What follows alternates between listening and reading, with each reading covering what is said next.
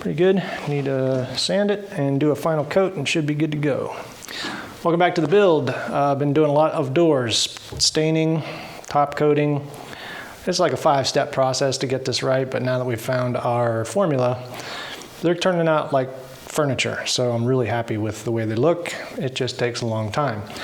So a lot of things going on. Hauled in about 11 dump trailer loads of topsoil for the front yard.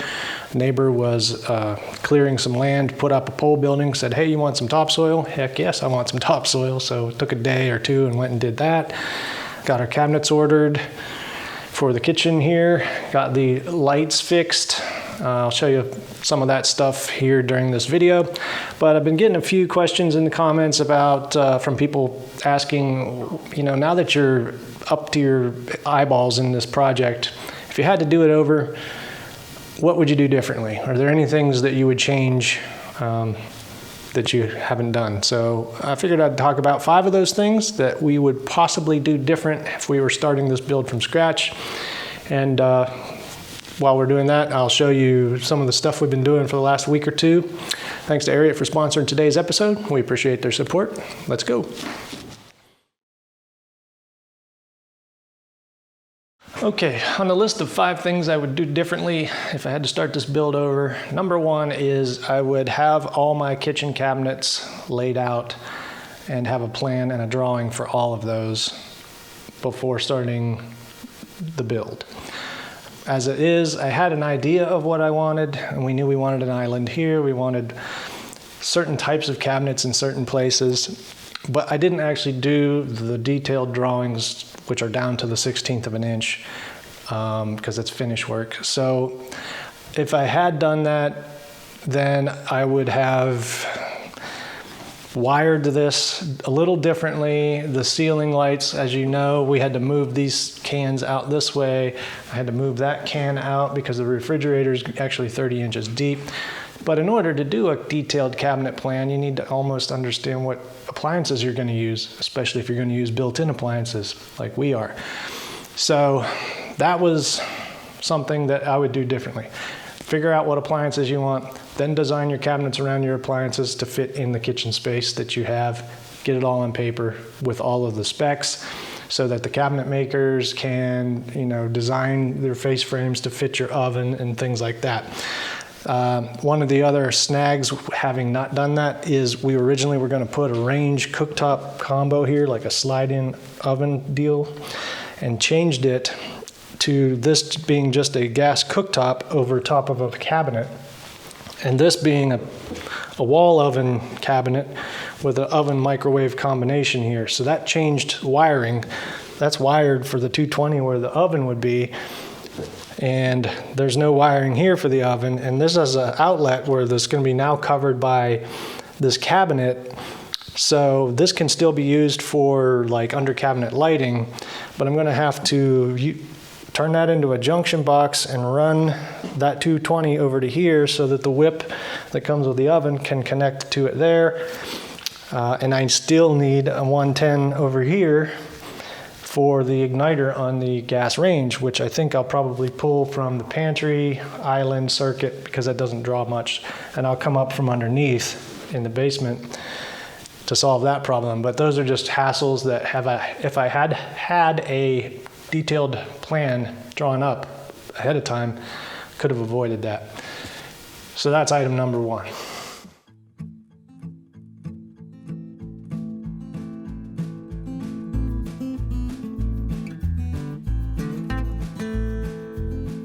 All right, now I'm going to move the shower head and faucet thingy over to the center line here.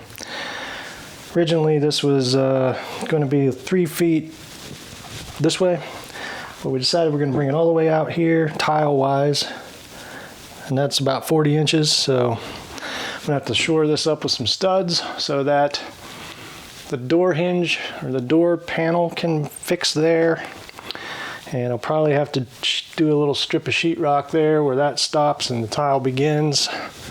This needs to move over, like I said, so let's get that done. Luckily, there's, I think, enough room to do that on this one. Let's see. Move this over here.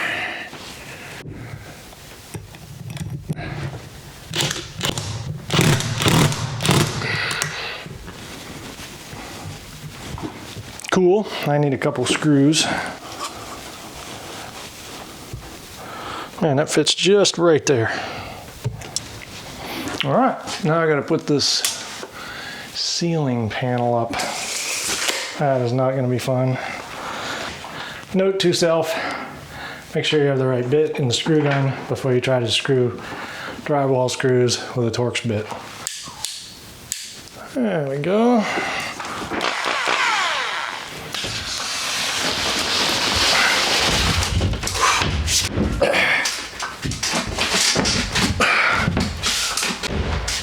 There we go. All right. Come here.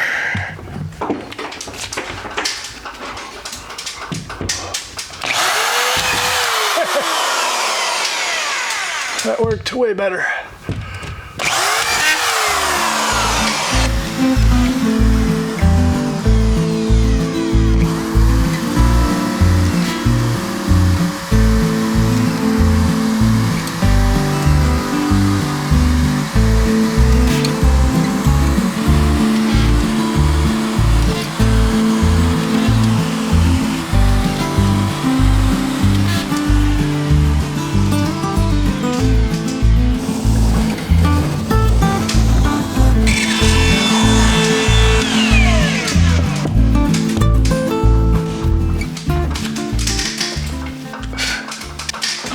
Ready for a light. So here's an update of me being a dum-dum. In the last video, I was putting these ceiling cans in, and I totally just didn't even realize, but not until we posted the video, and a couple of people in the comments said, you just sealed up your drivers, and you can't do that by code. You cannot put a junction box in the wall and seal it up. So what the deal was, is there is a ceiling joist here. This is where the lights were, and this is where the drivers are, like the little junction boxes. And I needed to move the lights out, so I cut new holes and just drilled a hole and ran the wire from the driver to the light. I was gonna go ahead and do that. But several issues with that. Like I said, you cannot bury a driver in a wall or a junction box, which is what that is. And if I ever needed to change the driver, I would not have access to it through that ceiling joist by going up through this hole to get to it. And if I wanted to change the color of the light, which you can do on the driver, there's no way to get to it. So I tore all that out. And I'm now just going to try to run the actual Romex through, move the driver box, do all that business. It's kind of tedious and kind of a pain, but got to do it right. So, like I said, I did not even think about it when I was doing it, and that's one good thing, I guess, about posting crap on the internet. People are going to call you out when you do something wrong, for sure.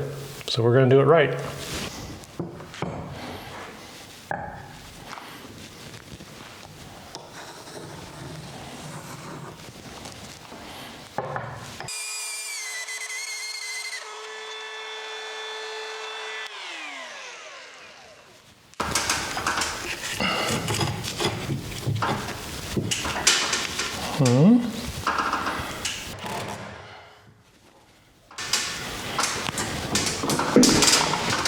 This is a 1.5 inch hole. This is a piece of furring strip hooked to a copper wire.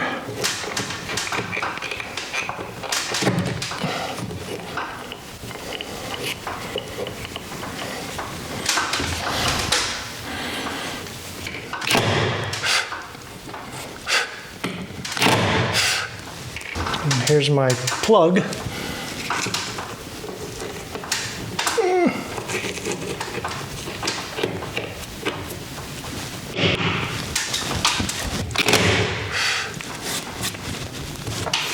Mud it, tape it, good to go.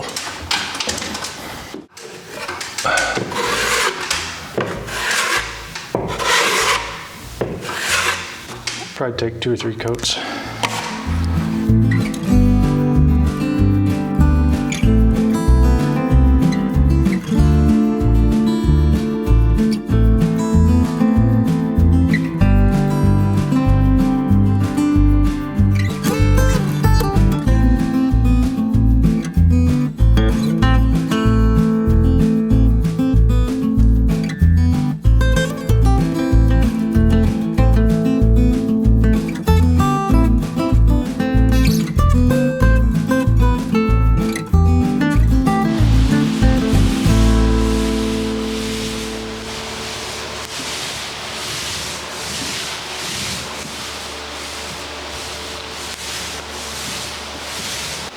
like it never happened. Item number 2 on the list of things I would maybe do differently if we had to start this all over is I would make this area 8 feet wider. This is the dining living area open concept. I would go out another 8 feet, I think, assuming the budget was not an issue, which it was, because this wall of windows is a big feature and it almost overwhelms this small space. So if it were 8 feet deeper this way, this would all be a little bit more symmetrical and feel more in balance. I would also take that roof out 12 feet and cover that entire deck outside with just like an overhang and do like a post and beam looking frame type situation. That would give us some shade, and otherwise right now we're doing the front and back porch that are just covered on each side. But like I said, if money weren't an issue, I would definitely do that. So I took a little break and went and got some dirt. Neighbor called me yesterday, said, "Hey, do you want some topsoil?" I was like, heck yeah. So I went and got about 10 dump trailer loads with my little dump trailer. I'd say it's, I don't know, 8 or 10 yards if I had to guess. But he's putting in a pole building and clearing a place for that. Didn't have a use for the topsoil. So we're going to spread this out, put some grass seed in it, because as you can see, there's no topsoil left. I did manage to get a little bit of grass to grow right here. I don't know how, but it came up. And so we're just going to kind of fill this in with this nice, that's pretty rich. I got to dig out the rocks and the sticks and roots, but it was free, so can't complain. All right, I'm in the upstairs bathroom, and we went and got some vanity lights, faucets, sinks, bunch of fixtures to give me something to do while we're waiting for the cabinets to be made and sent to us. So I'm just kind of eyeballing this vanity light. So the vanity will go there with the sink.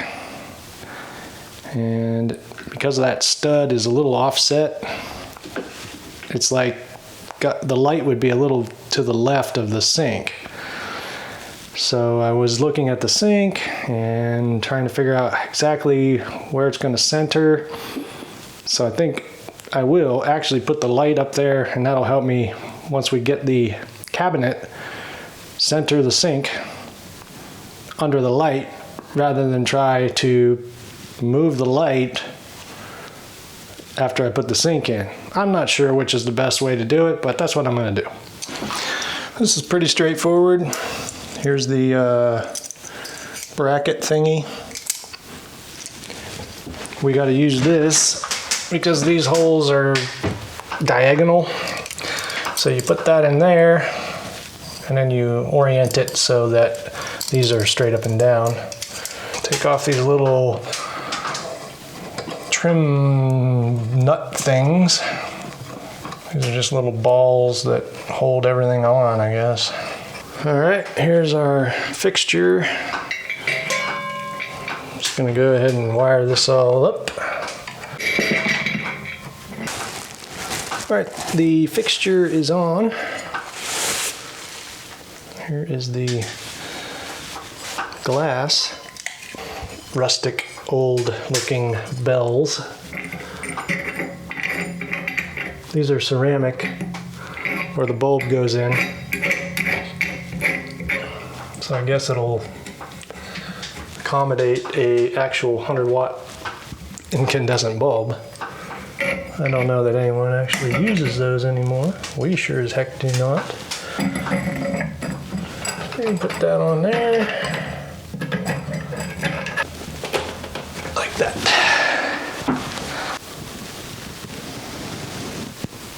Looks pretty good to me.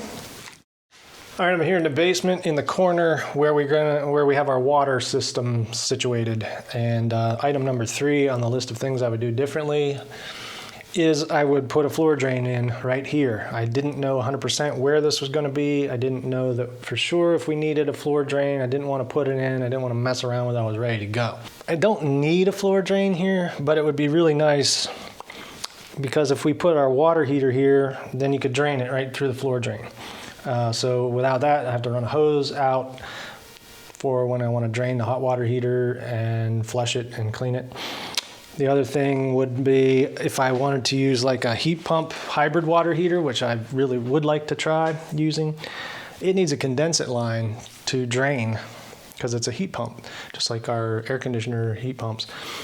And it needs a place to drain, so there's no floor drain. So as it is, I have to drill a hole through 8 inches of concrete, run a tube, and hook up a condensate pump like I did with the downstairs HVAC system. So I would definitely do a floor drain in the basement. And while you're at it, might as well plumb for at least a sink and possibly a future toilet. Adds about $1,000 max, unless you do it yourself, and then it'd be a little cheaper. Definitely do that. So this is the first door I have tested with spraying the poly on top. And it works about the same as brushing it on with a foam brush, except it's like 5 times faster. You still get these little bumps, little brush or bubbles or whatever that you have to knock off with some 400 grit sandpaper or steel wool. Get it nice and smooth, and then the final top coat goes on just like glass. And we're using a clear satin poly, so it's not super glossy, but it looks really nice, kind of like a gun stock. And we're going for that whole medieval mountain lodge type feel, so it fits real well. We decided to change what we were going to do with our island and other cabinets that are stained wood, because we just couldn't get these to match that well. So we decided we'll probably get them unfinished when we get them and then stain them to match everything else we're doing. So that should work better.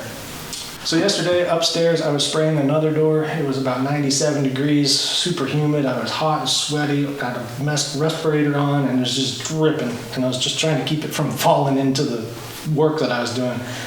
But I had one of these moisture wicking flame resistant shirts on from Ariat. And man, these are nice, especially when it's hot out. It doesn't stick to you when you're sweating, which is gross, but excellent shirts, flame resistant, so you can weld in it. Thanks to them for sending these to us. We really appreciate it.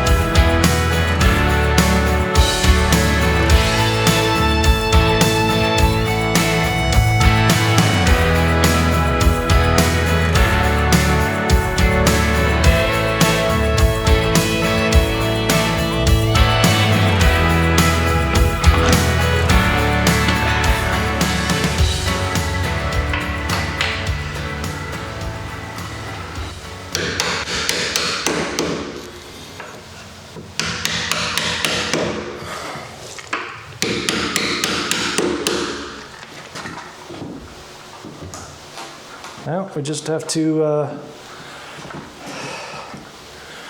hang the frame around it.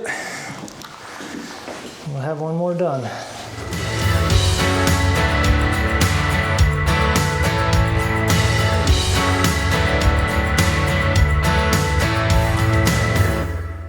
Item number 4 and number 5 are in the basement on the list of things I would do differently. Number 4 would be, I would definitely make 100% sure I had all my wall penetrations planned out, and I would add a couple extra just for future expansion. When you're doing ICF construction, going through concrete is a huge pain in the butt with a core bit unless you pre-plan and sleeve it with a piece of pipe. Concrete goes around it, and then you got a nice little hole that you can put your things through that you need to put through. These are our air condensate lines, our refrigerant lines for HVAC system. They just come down the wall. go out the hole outside to the units. This could have been planned better. As this is, if I want to finish this later, I'm gonna have to kind of build a wall around this, like a fake wall to hide this stuff.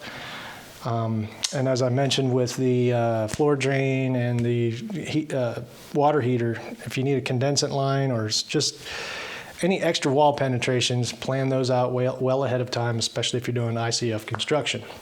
Hose bibs, electrical outlets, everything that needs to go through the wall. Plan, and then add a couple more. Still in the basement, number 5 on the list of 5 things I would do differently if we had to start this build over is I would go ahead and spend the money on floor trusses for the first floor. That is the ceiling above the basement. I would have gone ahead with the 18-inch or 24-inch trusses instead of doing dimensional lumber like we did. Even though it added considerable amount of cost, it would have given me all the room to run my condensate lines, my plumbing, my HVAC ducts, all this stuff would be up in the floor joists, and then I would have a smooth, flat ceiling surface that I could put a ceiling up to. As it is, we had planned to do a drop ceiling, which would come down to that first line there. This is 8 feet up to that line. So that would still give us, for the most part, an 8-foot ceiling, but floor trusses would have made that considerably easier. But cost was an issue, so everything's a trade-off. So those are 5 of the things I would consider doing differently next time if I had to do this all over. I'm sure there are more than 5 things, but as I think of them, maybe I'll do another video about that. In the meantime, I'm going to get back to finishing doors, and hopefully within the next week, we'll have these finished. Man, they are a pain, but they're worth it because we really love the finished product. And then we'll hopefully be starting on porches. I have gas plumbing to do for the propane, for the gas cooktop and the fireplace. A bunch of little projects going on. Almost getting ready to start building the showers as well. So stay tuned in the next episode. We'll see you then. Thanks for watching.